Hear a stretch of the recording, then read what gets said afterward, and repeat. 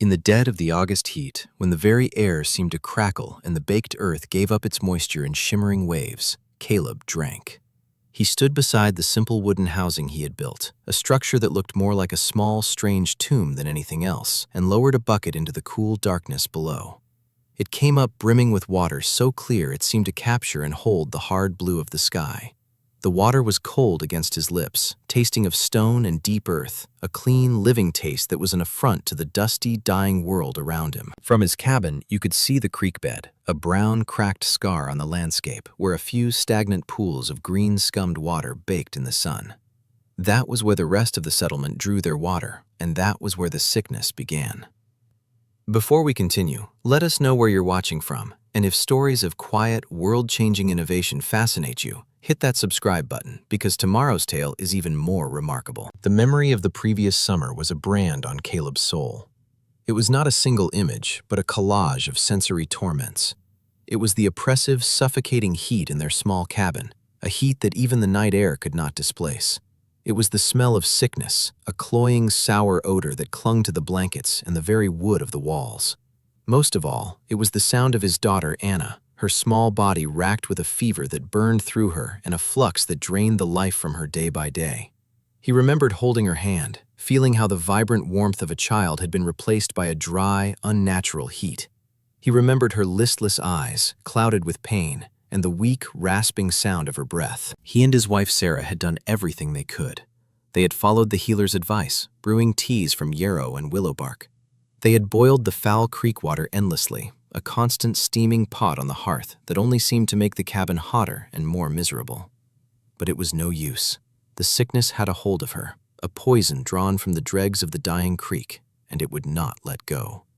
She had faded over 7 agonizing days, shrinking into herself until she was little more than a ghost in her own bed. Her death was a quiet, terrible thing, a final, shallow exhale in the pre-dawn gloom. The silence that followed was heavier and more absolute than any sound he had ever known. In the days that followed, the community mourned with him. They spoke of God's will, of the harsh realities of frontier life. They said it was a bad summer, that the creek had been lower than they'd ever seen it. These words, meant to comfort, were like stones in his gut.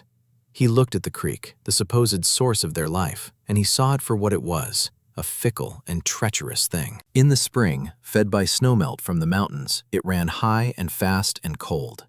The water was pure then, scoured clean by its energetic passage over rocks and sand.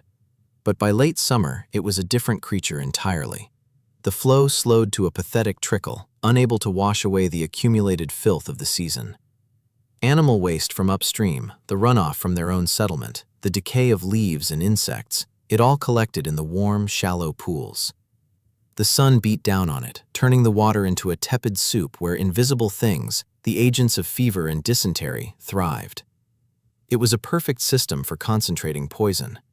The failure was not an act of God, it was a failure of design. That realization changed something deep within Caleb. His grief, a vast and shapeless ocean, began to crystallize into a single hard point of purpose. He looked at his neighbors, good and hard-working people, and saw a fatalism he could no longer accept. They viewed the summer sickness as they viewed lightning strikes or early frosts, a tragedy to be endured, a random cruelty of nature. They would mourn the dead, pray for a better season next year, and change nothing. Caleb saw it differently. He saw a problem that could be solved. The death of his daughter was not a mystery of faith, it was a failure of engineering. And as he stood by her small grave, marked by a simple wooden cross, he made a silent, unbreakable vow. No other child would die this way. Not if he could help it. He would not trust the creek. He would find a better way. His obsession began quietly, but it consumed him completely. The rhythms of his life, once governed by the seasons of planting, hunting, and trapping, were now dictated by a singular, relentless quest. He stopped visiting his trap lines with the same regularity, collecting only enough pelts to trade for absolute necessities. The social evenings, the small gatherings where men would share stories and tobacco, became a distant memory. Sarah watched him, her eyes filled with a mixture of concern and a deep, unwavering trust. She saw the familiar pain in his face, but now it was sharpened by a fierce intellectual fire. He was no longer just grieving, he was hunting. His days were spent in observation. He would walk the length of the dying creek for miles, not like a man seeking game, but like a scholar studying a text. He crumbled the dry soil of its banks between his fingers. He knelt and stared into the murky, stagnant pools, watching the slow dance of water striders on the surface scum.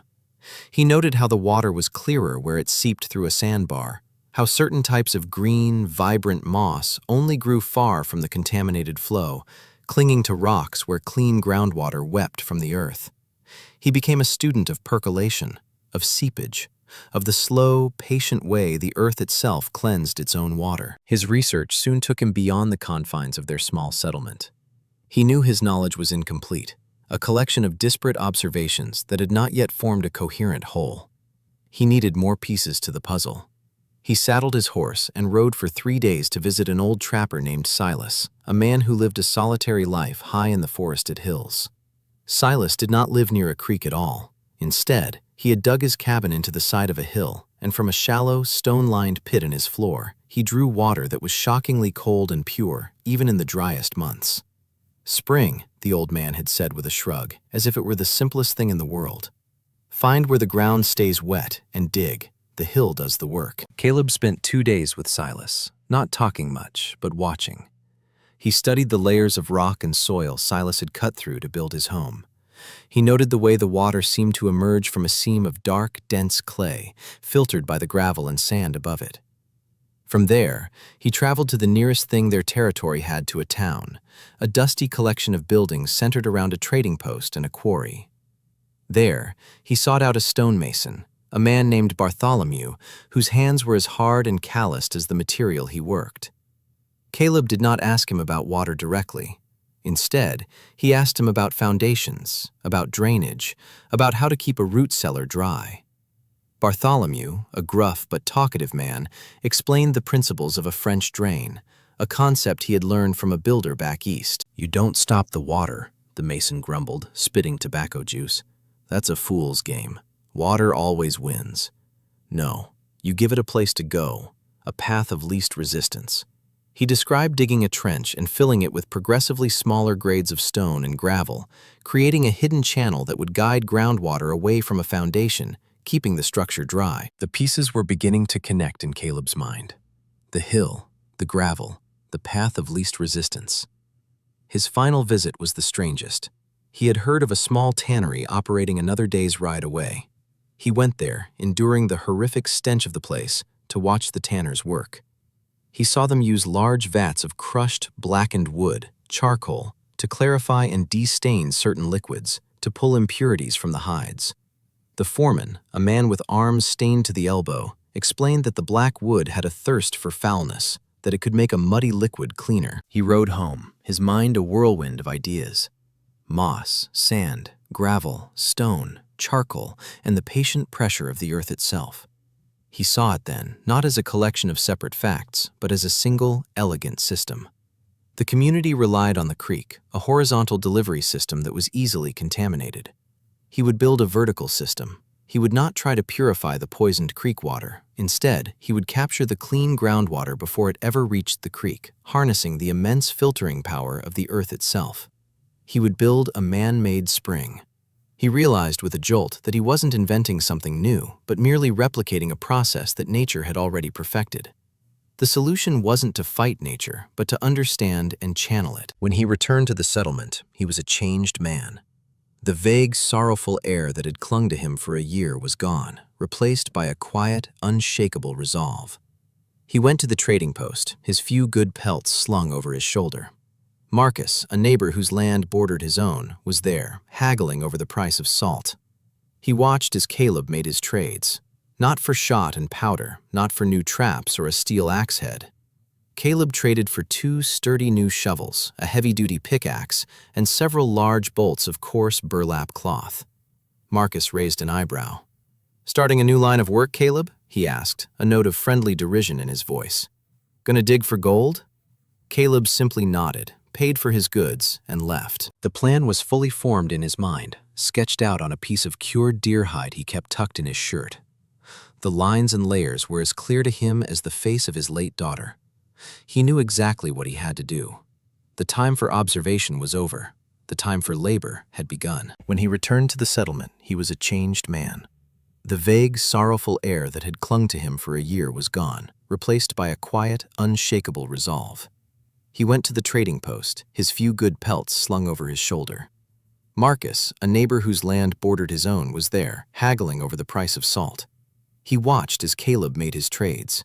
Not for shot and powder, not for new traps or a steel axe head. Caleb traded for 2 sturdy new shovels, a heavy-duty pickaxe, and several large bolts of coarse burlap cloth. Marcus raised an eyebrow. "Starting a new line of work, Caleb?" he asked, a note of friendly derision in his voice. "Gonna dig for gold?" Caleb simply nodded, paid for his goods, and left. The plan was fully formed in his mind, sketched out on a piece of cured deer hide he kept tucked in his shirt. The lines and layers were as clear to him as the face of his late daughter. He knew exactly what he had to do. The time for observation was over. The time for labor had begun. Caleb chose his spot with meticulous care. It was a patch of ground about 50 yards from his cabin, a place that was unremarkable to the untrained eye. It was slightly downhill from a marshy swale that never fully dried out, even in the peak of summer. The grass there was always a lusher green, and the soil beneath had a damp, springy quality. To most, it was just a boggy patch of useless land. To Caleb, it was the source. This was where the groundwater, seeping down from the hills above, was closest to the surface. This would be the collection point for his system. The work began at dawn the next day. The first cut of the shovel into the damp earth was a profound and deeply satisfying act. It was the first physical step in a journey that had, until now, existed only in his mind and in his grief. The labor was brutal. The topsoil gave way to a thick, sucking layer of clay that clung to the shovel, making every scoop a struggle. Below that, he hit a layer of dense, compacted soil interwoven with rocks that had to be broken apart with the pickaxe, one jarring blow at a time. Sarah would bring him water and his midday meal. She never asked what he was building. She simply watched him work, her expression a silent testament to her faith in him.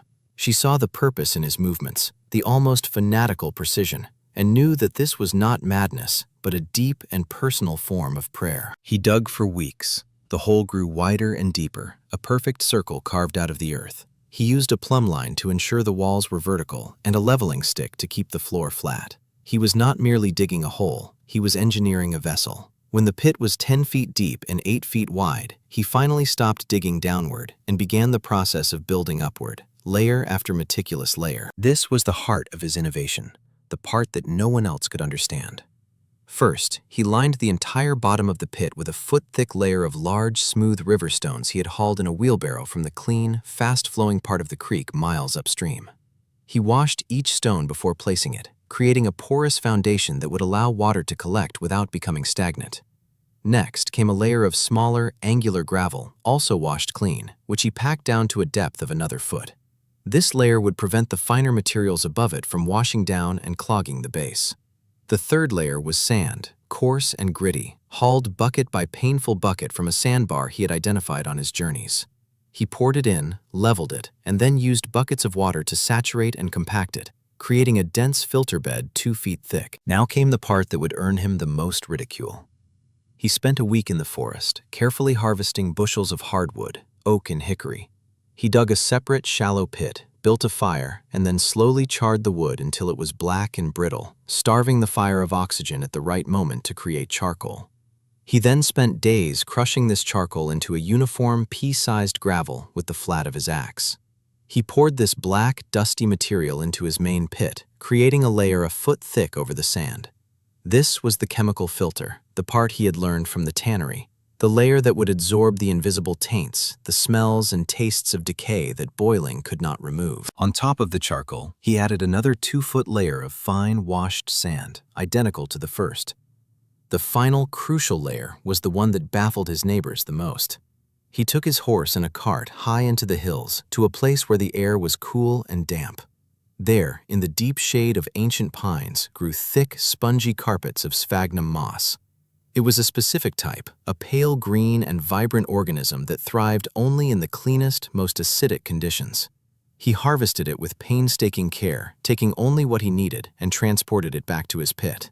He laid it down to form a dense, living mat, a green blanket 2 feet thick that covered the entire surface of the sand. This was his biological filter. The moss would not only trap the finest particles of silt, but its natural acidity would create an environment hostile to the bacteria that caused the summer sickness. As Caleb worked, the settlement watched. His project, located in plain sight, became a source of local curiosity, then amusement, and finally, outright mockery. Marcus was the primary voice of this chorus of skepticism. He would often stop by on his way to his fields, lean on the fence, and offer his unsolicited opinions. "Still digging to China, Caleb?" he'd call out, a wide grin on his face. When Caleb began hauling the charcoal, Marcus shook his head in disbelief. "Going to bury your fire now, are you? That's a new way to keep warm." The day Caleb began laying the moss was the day the project earned its permanent derogatory nickname. Marcus watched, dumbfounded, as Caleb carefully placed the green mats. "For the love of God, Caleb," he said, his voice a mixture of pity and exasperation. "You spent a month digging a hole just to fill it with swamp weeds. Has the grief finally taken your senses?" From that day on, it was known throughout the settlement as Caleb's Folly. The name was spoken with a chuckle. Men at the trading post would joke about it. "Heard Caleb's planting moss this year, hopes to harvest a crop of clean water by fall." The laughter was not entirely unkind, but it was dismissive. It was the easy laughter of men who believe they know how the world works, directed at a man who was clearly breaking the rules. The genius of the design was hidden, buried under layers of earth. It was in the precise gradation of the filter materials, from the coarse stones at the bottom to the fine moss at the top. It was in the sheer depth of the filter bed, which guaranteed a long contact time, allowing the charcoal and sand to do their work slowly and thoroughly. He built a shallow, stone-lined channel to guide the clean seepage from the marshy swale directly onto the center of the moss bed, ensuring an even distribution. The genius of the design was hidden, buried under layers of earth. It was in the precise gradation of the filter materials, from the coarse stones at the bottom to the fine moss at the top. It was in the sheer depth of the filter bed, which guaranteed a long contact time, allowing the charcoal and sand to do their work slowly and thoroughly. He built a shallow, stone-lined channel to guide the clean seepage from the marshy swale directly onto the center of the moss bed, ensuring an even distribution. He then constructed a simple, gabled roof over the entire pit, leaving the sides open for air to circulate, but preventing leaves, animals, and direct rainfall from contaminating the system. Finally, at the very bottom, accessible through a covered opening in the roof, he created a small, stone-lined collection basin, a tiny well where the purified water would finally gather, cold and clean, drawn from the heart of his machine. The neighbors saw a hole filled with mud. Caleb saw a sanctuary. The genius of the design was hidden, buried under layers of earth. It was in the precise gradation of the filter materials, from the coarse stones at the bottom to the fine moss at the top. It was in the sheer depth of the filter bed, which guaranteed a long contact time, allowing the charcoal and sand to do their work slowly and thoroughly. He built a shallow, stone-lined channel to guide the clean seepage from the marshy swale directly onto the center of the moss bed, ensuring an even distribution. He then constructed a simple, gabled roof over the entire pit, leaving the sides open for air to circulate, but preventing leaves, animals, and direct rainfall from contaminating the system. Finally, at the very bottom, accessible through a covered opening in the roof, he created a small, stone-lined collection basin, a tiny well where the purified water would finally gather, cold and clean, drawn from the heart of his machine. The neighbors saw a hole filled with mud. Caleb saw a sanctuary. The first test was a quiet, personal affair. For 2 days after he diverted the swale seepage onto the moss bed, nothing happened. The system was drinking, absorbing the water into its many layers. Marcus walked by on the second evening. "Thirsty work, Caleb?" he called out. "Your mud hole seems to have a powerful thirst." Caleb ignored him. He knew the process required patience. On the third morning, he lowered a bucket into the collection basin and heard a faint splash. He pulled it up. It held a few inches of water, cloudy with fine silt and charcoal dust from the newly settled layers. It was exactly what he had expected. He spent the entire day drawing and discarding bucket after bucket, flushing the system, cleaning its mechanical throat. By the end of the week, the change was dramatic. He lowered the bucket and it came up brimming with water that was startlingly clear. He held the bucket up to the sunlight, looking for any sign of sediment, any hint of color. There was none. It was as transparent as glass. He brought a dipper of it to his nose and inhaled. There was no smell of swamp, no scent of algae or decay. It smelled of nothing but clean, wet stone. With a sense of solemn ceremony, he took his first drink. The water was cold, a deep, resonant cold that spoke of the earth's insulating embrace. It was the purest water he had ever tasted. He felt a wave of relief so profound it almost buckled his knees. The system worked. His theory, born of grief and pieced together from a dozen disparate sources, was sound. He finished the last piece of the wooden housing, driving the final peg home with a wooden mallet, on the very day that the last of the spring rains gave way to the relentless, cloudless sky of early summer. The air grew still, and the heat began to build, a familiar, ominous presence. The timing was so precise, it felt like a deliberate act of providence. The creek was still running high and clear, and the settlement had no water worries yet. But Caleb knew what was coming. The long, slow decline had begun. His folly was complete, just as the season of danger was dawning. His neighbors, however, remained thoroughly unimpressed. They saw him drawing water from his strange contraption, and while they could not deny that the water looked clean, they dismissed the entire endeavor as a monumental waste of effort. Marcus, ever the pragmatist, summed up the prevailing opinion. "He spent the whole spring digging that hole," he said to a group at the trading post. "All that sweat, for what? A bit of water. I can walk 50 paces to the creek and get all I need." Another man chimed in. "Aye, and when the real heat comes, that mossy pit of his will dry up and bake solid. He'll be down at the creek with the rest of us, bucket in hand." They saw his self-sufficiency not as foresight, but as a foolish and slightly arrogant rejection of the communal source. His neighbors, however, remained thoroughly unimpressed. They saw him drawing water from his strange contraption, and while they could not deny that the water looked clean, they dismissed the entire endeavor as a monumental waste of effort. Marcus, ever the pragmatist, summed up the prevailing opinion. "He spent the whole spring digging that hole," he said to a group at the trading post. "All that sweat, for what? A bit of water. I can walk 50 paces to the creek and get all I need." Another man chimed in. "Aye, and when the real heat comes, that mossy pit of his will dry up and bake solid. He'll be down at the creek with the rest of us, bucket in hand." They saw his self-sufficiency not as foresight, but as a foolish and slightly arrogant rejection of the communal source. To them, Caleb's folly was a solution to a problem that didn't exist, an act of profound and unnecessary labor. The true test, the one that mattered, was not the clarity of the water in a single bucket, but its reliability through the fire of a long, hard summer. His neighbors, however, remained thoroughly unimpressed. They saw him drawing water from his strange contraption, and while they could not deny that the water looked clean, they dismissed the entire endeavor as a monumental waste of effort. Marcus, ever the pragmatist, summed up the prevailing opinion. "He spent the whole spring digging that hole," he said to a group at the trading post. "All that sweat, for what? A bit of water. I can walk 50 paces to the creek and get all I need." Another man chimed in. "Aye, and when the real heat comes, that mossy pit of his will dry up and bake solid.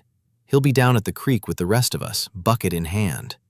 They saw his self-sufficiency not as foresight, but as a foolish and slightly arrogant rejection of the communal source. To them, Caleb's folly was a solution to a problem that didn't exist, an act of profound and unnecessary labor. The true test, the one that mattered, was not the clarity of the water in a single bucket, but its reliability through the fire of a long, hard summer. His neighbors, however, remained thoroughly unimpressed. They saw him drawing water from his strange contraption, and while they could not deny that the water looked clean, they dismissed the entire endeavor as a monumental waste of effort. Marcus, ever the pragmatist, summed up the prevailing opinion. "He spent the whole spring digging that hole," he said to a group at the trading post. "All that sweat, for what? A bit of water. I can walk 50 paces to the creek and get all I need." Another man chimed in. "Aye, and when the real heat comes, that mossy pit of his will dry up and bake solid. He'll be down at the creek with the rest of us, bucket in hand." They saw his self-sufficiency not as foresight, but as a foolish and slightly arrogant rejection of the communal source. To them, Caleb's folly was a solution to a problem that didn't exist, an act of profound and unnecessary labor. The true test, the one that mattered, was not the clarity of the water in a single bucket, but its reliability through the fire of a long, hard summer. That summer arrived with a vengeance. It was not a normal season of heat and dryness. It was a punishing, historical event. The sun rose each day in a hazy, white-hot sky and beat down with a relentless fury. The rain did not come. Weeks turned into a month, and the land grew parched and brittle. The fields of corn, normally tall and green by this time, were stunted and yellowed. The woods grew silent, the animals seeking refuge from the oppressive heat. The very earth seemed to hold its breath, waiting for a release that never came. The creek, the lifeblood of the settlement, was the most dramatic casualty. Its cheerful spring song had long since faded. By July, it had dwindled to a sluggish, meandering stream. By August, it was no longer a stream at all. It was a series of disconnected, stagnant pools separated by long stretches of cracked, sun-baked mud. The water in these pools grew warm to the touch, and a thick green mat of algae spread across the surface. The smell began to permeate the air around the creek bed, a foul, organic stench of decay. This was the only water the settlement had. The sickness started, as it always did, with the children. A cough here, a fever there, but this year it spread with terrifying speed and virulence. It was the familiar dysentery, but it seemed to take hold faster and burn hotter. Soon, it was not just the children. Strong, healthy men who worked all day in the fields would come home with a crippling ache in their gut, and by morning, they would be too weak to stand. The settlement was slowly being crippled from within. The small community healer did what she could, but her herbal remedies were powerless against a poison they ingested anew each day. The constant, weary work of boiling the foul water continued in every cabin, a desperate, insufficient defense against an invisible enemy. Marcus's family was hit particularly hard. His youngest son, a boy of 6 named Thomas, fell ill first. The boy, normally a bundle of boundless energy, became listless and weak, his face pale and slick with feverish sweat.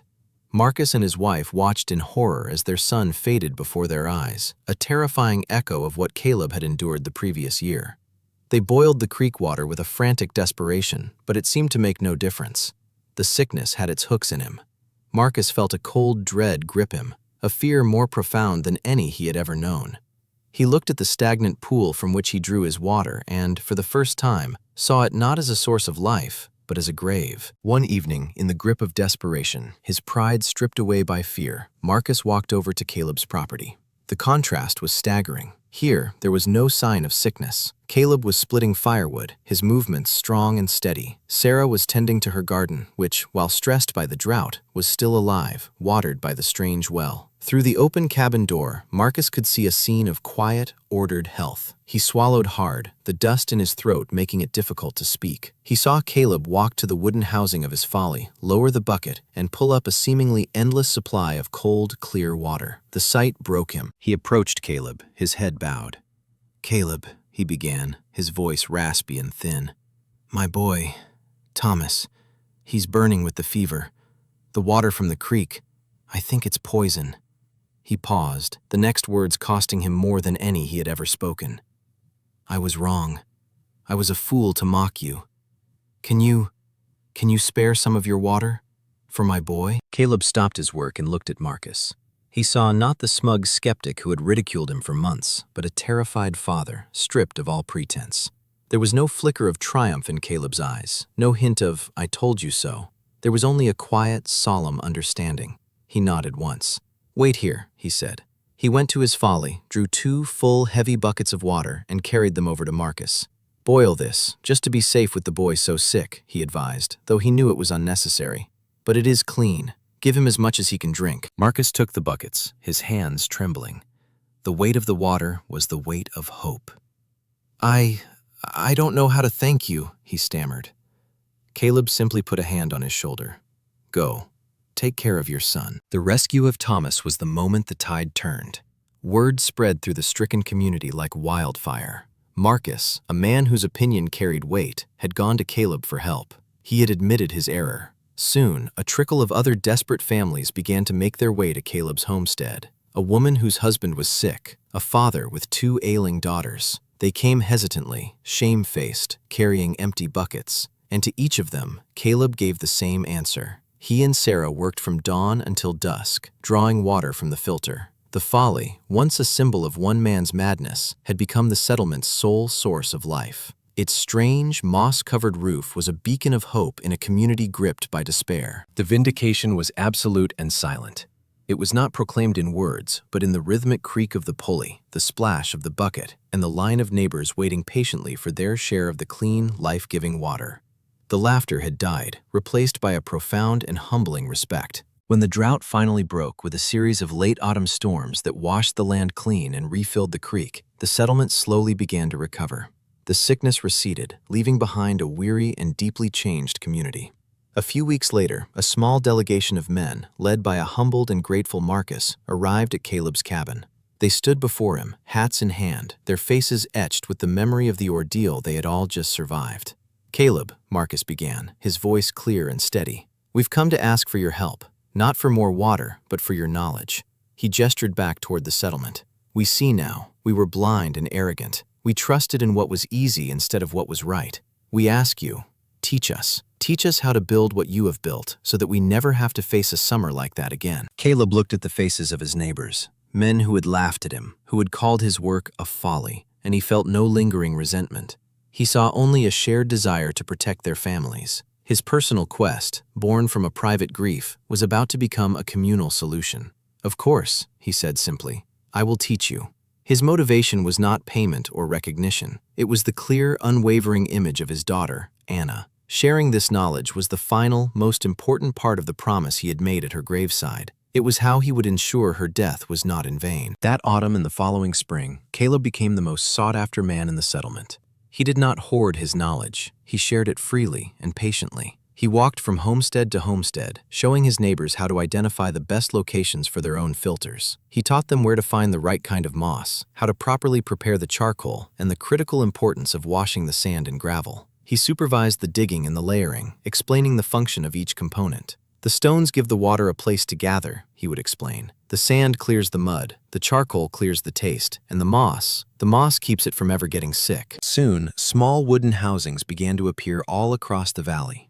Each family built their own, sometimes adding small personal variations: a stone-lined well that was easier to access, a more elaborate roof, a hand-carved bucket. But the core principles, Caleb's principles, remained the same. They were no longer called Caleb's Follies. They were simply called filters or deep wells. The next summer, when the creek inevitably ran low and murky, the community felt no fear. They drew their water from their own private, reliable sources. There was no sickness. The quiet, life-saving hum of a well-functioning system had replaced the annual specter of disease and death. A few years later, a traveling builder, a man who moved between new settlements and territories constructing mills and churches, passed through the community. He was astonished by what he saw. Every single homestead possessed an identical, ingenious water purification system. He had never seen anything like it. Intrigued, he sought out the story and was directed to Caleb. The builder, a practical man named Jonas, spent a week with him, not just observing, but learning. He filled a notebook with detailed sketches of the filter's cross-section, taking meticulous notes on materials, dimensions, and the underlying theory. "This is remarkable," Jonas said, shaking his head in admiration. "This could save lives in the new territories. They're trying to settle lands where the water is terrible." When Jonas left, he carried with him not just a set of plans, but the seed of an idea that was destined to spread far beyond the confines of that small, isolated valley. As the years passed, the innovation took on a life of its own. Jonas, true to his word, introduced the design in new settlements. Settlers heading west shared the plans. It was adapted and modified, the name of its creator long forgotten. It became known by regional generic names: the Wyoming Drain, the Moss Filter, or simply the Settler's Well. The story of a grieving father named Caleb, of his obsessive labor and the mockery he endured, was lost to time. The innovation had become so successful, so fundamental, that it was now anonymous. It was no longer an invention, it was just common sense. Decades melted away. The settlement grew into a proper town, with a main street, a church with a real steeple, and houses made of sawn lumber instead of rough-hewn logs. Caleb grew old. He lived a quiet, unassuming life with Sarah. They had more children, and those children had children of their own. He was known as a good farmer, a reliable neighbor, and a quiet man. Few of the town's newer residents knew that the simple, reliable wells in their own backyards, the ones that provided the clean water they took for granted, were all descended from the strange structure that still stood, mossy and weathered, on Old Man Caleb's land. Caleb died peacefully in his sleep one winter night, with Sarah by his side. His funeral was a modest affair, attended by his family and the few remaining old-timers who remembered the early days. His gravestone, carved by his own son, was made of simple, honest fieldstone. It read, "Caleb, husband, father, farmer."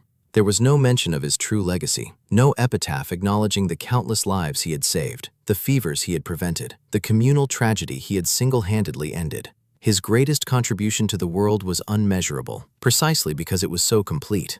It was measured not in monuments, but in absences. The absence of graves for children who lived past their first summer. The absence of the annual fear that once gripped the heart of the community. the absence of the foul taste of creek water. Generations grew up never knowing the summer sickness, accepting the gift of cold, clean water as a simple fact of life.